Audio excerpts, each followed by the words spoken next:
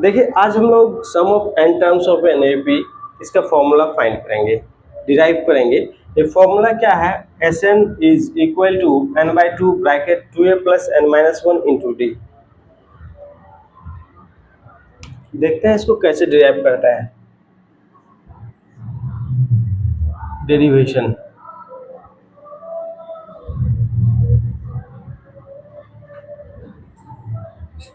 General form of an A P क्या होगा?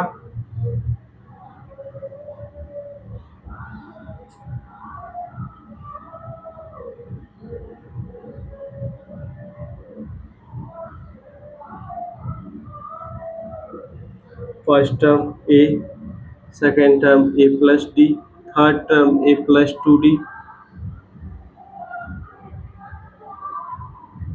इस तरह से लास्ट टर्म क्या होगा? A plus N minus one into D. nth term, let Sn denote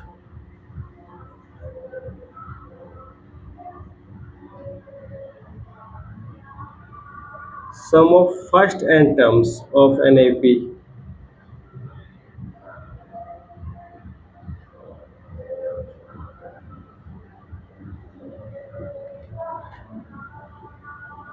first n terms का सम है, तो सम निकालने के लिए क्या करेंगे? अभी हम लोग सम के लिए ऐड करना पड़ेगा। एन टर्म्स का सम है तो एन टर्म्स को ऐड करना पड़ेगा।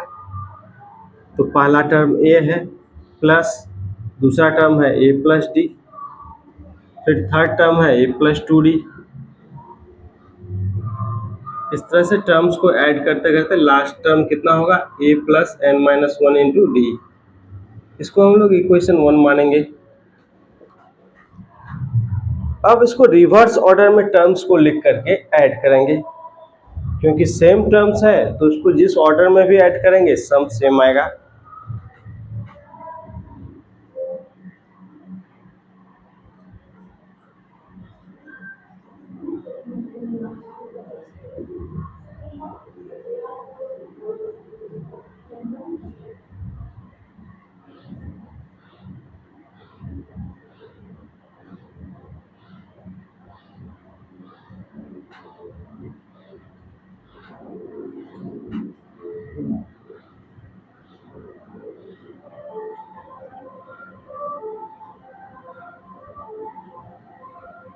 Adding the terms of the AP writing in reverse order.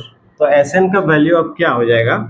Reverse order में लिखेंगे, मतलब पहले जो nवा टर्म है लास्ट टर्म अब फर्स्ट टर्म हो जाएगा a plus N minus one into D. अब इसका सेकेंड टर्म कौन सा होगा? इधर से सेकेंड लास्ट टर्म जो होगा a plus N minus two into d. Third term,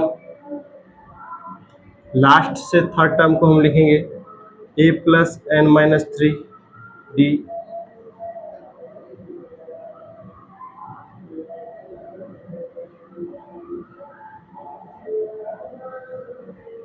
plus इधर का फर्स्ट टर्म, इसको इक्वेशन 2 हम लोग मानेंगे।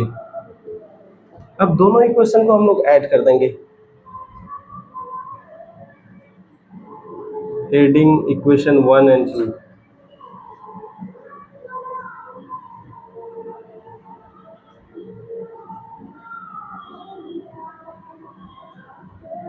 we get Sn 2Sn हो गया। उसके बाद बाकी इधर वाले टर्म्स को जोड़िए। यहाँ फर्स्ट टर्म a है और इधर क्या है? a plus N minus one into D. इन दोनों को जब हम ऐड करेंगे तो देखिए a और a कितना हो गया? 2a हो गया। बाकी इसमें क्या बचा? N minus one into D.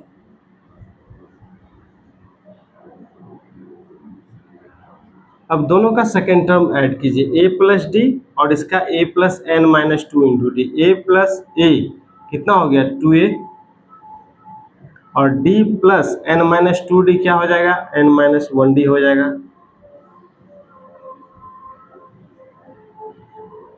अब थर्ड टर्म्स को ऐड कीजिए।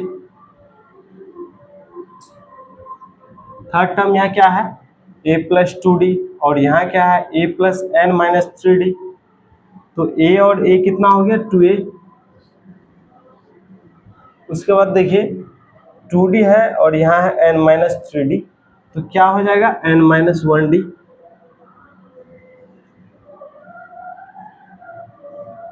यहाँ लास्ट टर्म क्या है a plus N minus 1 into d, और इधर क्या है a, तो a कितना हो जाएगा 2a। बीच वाले टर्म्स को हम ऐसे दिखा देंगे कि और भी टर्म्स ऐड किया हुआ है।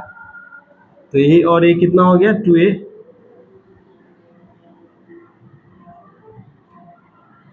n minus 1 into D, total n times.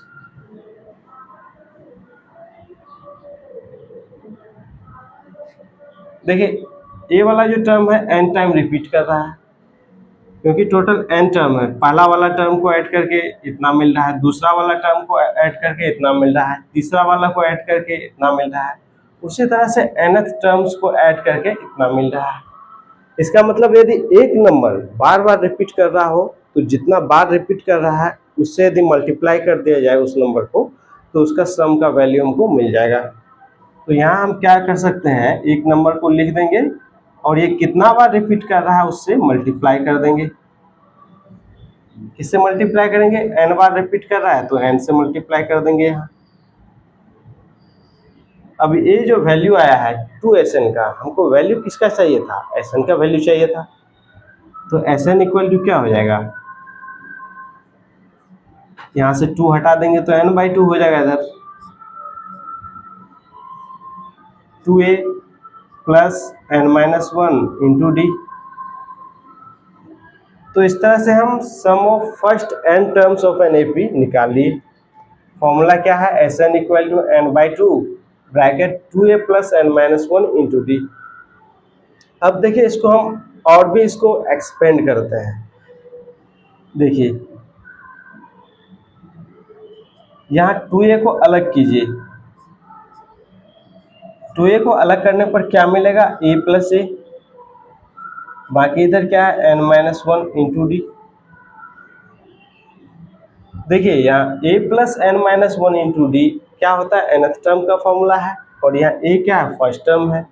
इसका मतलब क्या हुआ, यदि n टर्म्स दिए हुए हैं तो फर्स्ट टर्म और लास्ट टर्म यदि मालूम है तो दोनों को ऐड कर देंगे, ये वाला सम आ जाएगा, दोनों का सम है फर्स्ट और लास्ट टर्म का। और इधर n/2 जैसे का वैसे रहेगा, n/2 फर्स्ट टर्म और लास्ट टर्म। लास्ट टर्म को यदि हम L से डिनोट करना चाहें तो an के जगह हम L लिख सकते हैं, n/2 a प्लस एल। जब भी फर्स्ट n टर्म्स का सम निकालना हो तो इस फॉर्मूला को हम लोग यूज कर सकते हैं, Sn equal to n/2 bracket 2a plus n minus 1 into d. लेकिन यदि इसको और भी सिंप्लीफाई में यदि समझना हो, फर्स्ट टर्म और लास्ट टर्म यदि दिया हुआ है, टोटल कितने टर्म्स है वो भी दिया है, तो ये वाला शॉर्टकट फॉर्मूला यूज कर सकते हैं, जो इसी फॉर्मूला का दूसरा रूप है।